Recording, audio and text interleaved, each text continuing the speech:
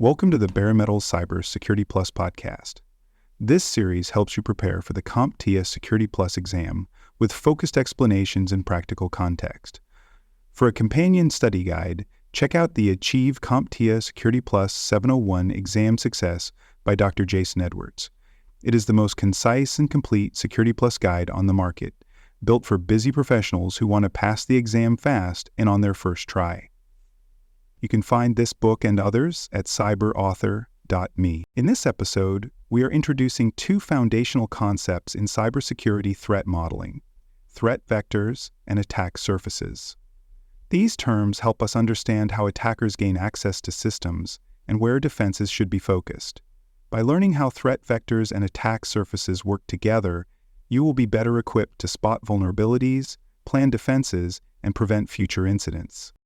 Let's begin with threat vectors. A threat vector is the path or method that an attacker uses to breach a system. In other words, it's how the attack gets in. Threat vectors can be digital, physical, or even human in nature.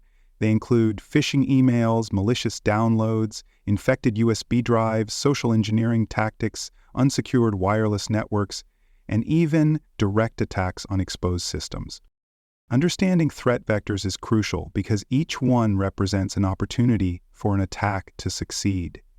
If you can identify and interrupt these paths, you significantly reduce the chances of a breach. For example, phishing is a threat vector that delivers malware or steals credentials through deceptive emails.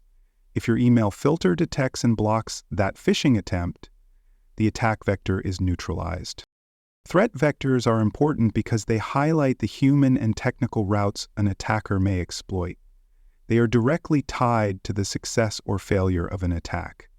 A highly secure system with strong passwords and firewalls may still be vulnerable to a threat vector like social engineering, where an attacker tricks an employee into giving up sensitive information. Mitigating threat vectors requires layered defenses. Strategies include patch management to close software vulnerabilities, firewalls to block unauthorized access, endpoint protection to detect malicious behavior, and user training to reduce human error. By understanding where attacks are most likely to start, you can deploy defenses at the most vulnerable points. Now let's turn to attack surfaces. The attack surface is the sum total of all possible entry points that an attacker could exploit. This includes digital components like open ports, exposed APIs, unpatched software, and cloud-based services. It also includes physical access points, such as servers in unsecured rooms or devices left unattended. Minimizing the attack surface is one of the most effective ways to improve security posture. The more systems, applications, and interfaces you expose, the more opportunities an attacker has to find a weakness. Reducing the number of access points limits the choices available to attackers and increases the chances that your defenses will hold. Attack surfaces are not just limited to external systems. Internal applications, employee devices, third-party integrations, and legacy systems all contribute to the total surface area. Even things like default passwords or unmonitored user accounts can quietly increase the attack surface without drawing attention. Managing the attack surface begins with mapping it out.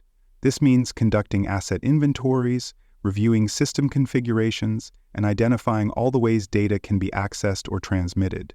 Once you know your exposure points, you can apply hardening techniques like disabling unused ports, enforcing strong authentication, updating software, and isolating systems that are no longer actively maintained. For example, a company that moves part of its infrastructure to the cloud might gain convenience and scalability, but it also expands its attack surface. If those cloud services are not properly secured, they become easy targets. By using security controls such as network segmentation, multi-factor authentication, and role-based access, the company can keep its new attack surface manageable. It is also important to monitor the attack surface over time. As systems change, new vulnerabilities can be introduced. A newly installed device or software update may accidentally open a port or enable a service that was previously disabled. Regular scans, audits, and reviews help ensure that your attack surface stays as small and secure as possible. As you prepare for the Security Plus exam, remember that a threat vector is the path an attacker takes to deliver an attack, while the attack surface is the collection of all possible entry points that make those paths possible. You should be able to describe how different threat vectors work, how to reduce exposure, and how to secure common attack surfaces in both digital and physical environments. The exam may give you a scenario describing a breach or vulnerability, and you will be asked to identify whether it was caused by a threat vector or an exposed surface, and how to fix it. Thanks for joining us for this episode of the Bare Metal Cybersecurity Plus podcast.